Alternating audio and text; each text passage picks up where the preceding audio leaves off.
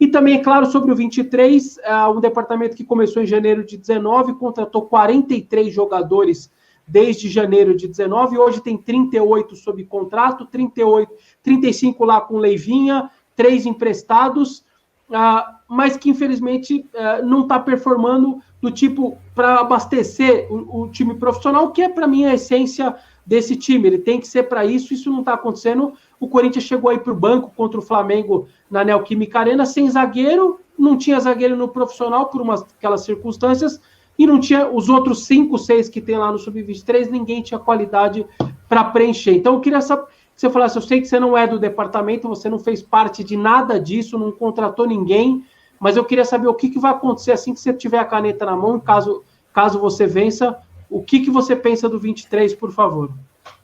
Bom, como eu falei, como você já deixou claro, mas faço questão de responder e explicar o porquê eu pretendo continuar com o 23. O 23 é uma categoria barata, se você for ver termos de futebol. O Corinthians gasta aproximadamente R$240 mil por mês em salários, uma despesa total anual que não chega a R$5 milhões. É muito dinheiro, mas pensando em termos de futebol, se você revelar um jogador, já vai valer a pena. Os jogadores, o período de maturação de um atleta é de 20 a 23 anos, isso em média geral, isso no mundo, não aqui no Brasil. Lógico que existem exceções, jogadores que vão profissional com 16 anos, como o Jô, por exemplo, existem, mas não é o normal. Então, muitas vezes, os clubes perdem atletas que não estão prontos quando ele estoura a idade dos 20 anos e não estão prontos para ir diretamente para o profissional. Então, muitas vezes a gente escuta histórias por aí, fulano era do clube tal, da base, o time perdeu, foi para lá, foi para cá, teve rolo, Não, realmente tem atletas que estão prontos mais cedo, mas a grande maioria, aí, o prazo de maturação é dos 20 aos 23 anos. Além da gente poder trazer promessas, né, trazer jogadores com potencial, que muitas vezes estouraram a idade, por exemplo, em outros clubes que não têm o 23, isso acontece também. Eu não acho, como você falou, de que não trouxe nenhum fruto, vamos dizer assim. Eu acho que no primeiro ano, já com o Thiago Nunes em treinos, muito se falou aí do Xavier. O Xavier tinha idade ainda do sub-20, mas estava treinando no 23, foi num coletivo, não sei se vocês estavam presentes na época, se ainda não existia a pandemia, mas foi no início do ano passado, desse ano, com o Thiago Nunes, que ele viu o Rony, que ele viu o Xavier, que ele viu o zagueiro Raul, e que os 3 passaram a integrar o elenco profissional. O Rony vem fazendo bons jogos, eu acho que é um menino que tem tudo para fazer um sucesso aí no futebol e nos ajudar no campo, também fora dele. O Raul, zagueiro, também. E o Xavier, não preciso mais falar, que já está aí quase que titular do time, tinha idade ainda de base, mas foi só o visto no Rony 23. tinha jogado o jogo oficial pelo 23, tá? Só para deixar claro, só o Não, Rony, os outros 2 não. Perfeito, é como eu disse, o Raul porque estava suspenso, né, e também depois teve lesão, e o Xavier tinha idade ainda de base, mas que seja só o Rony, pelo custo que o Corinthians tem, e isso é lógico, a gente não faz isso tudo para revelar um atleta ou para formar melhor um atleta. Mas mesmo sendo o primeiro ano, esse ano não dá para a gente contar, né, Vessone? Esse ano começou agora, né, em termos de 23, não existiu o campeonato até agora. Mas muito se falava também, o Corinthians assinou 30 contratos com jogadores do 23 e nem começou o campeonato. É lógico, você tem que assinar o contrato antes, né? Não pode nem ser inscrito. E hoje o Corinthians tem candidato também que fala que não existe campeonato. O Corinthians tem um monte de jogador do 23 para não jogar campeonato nenhum. O Corinthians hoje lidera em termos de pontos, se eu não me engano, aí também, não sei se teve outro jogo ontem. Anteontem eu estou nessa correria de campanha, mas sei que nós classificamos, jogaremos no sábado, e que o Corinthians, se não liderou, está entre o 1 e 2 em termos de pontuação geral no Brasileiro de Aspirantes, né?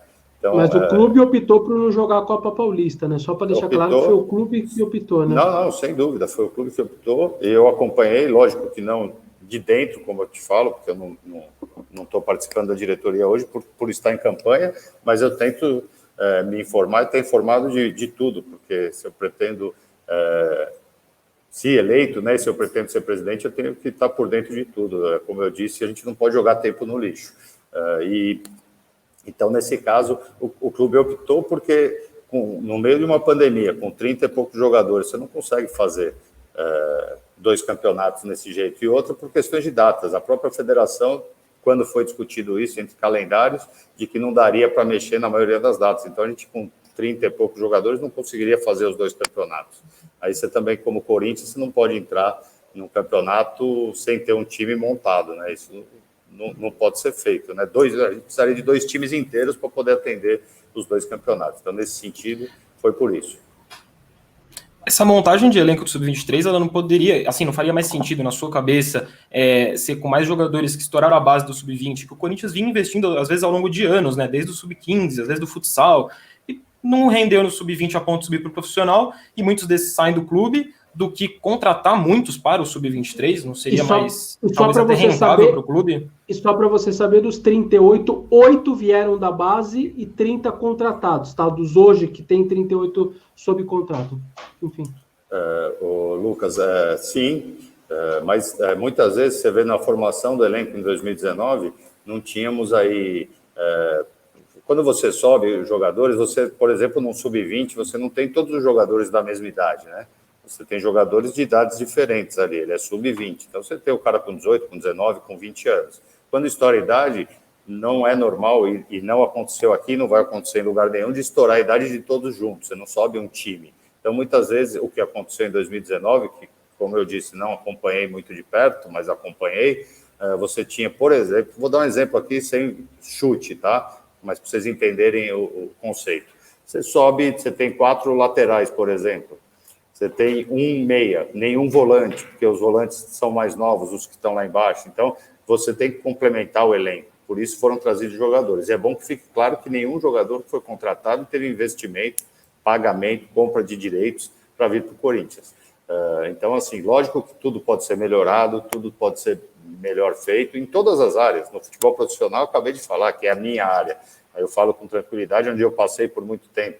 Lógico que tem coisas a serem melhoradas, e é isso que a gente tem que fazer, se eleito nesses próximos 3 anos. O Vessone colocou aí em relação ao zagueiro, que eu vi muito essa sua crítica, o Corinthians não tem zagueiro. Aí, quando chegou o Gemerson, você fez uma matéria colocando o jogador, 40º jogador que o Corinthians contrata. Mas era uma necessidade, você colocava isso diariamente. Então, como eu coloquei, a gente... Se não traz, está errado. Se traz, está errado também. É difícil na nossa posição. Mas eu entendo o trabalho de vocês, mas só para que vocês entendam também o nosso lado, do lado de cá. E aí, só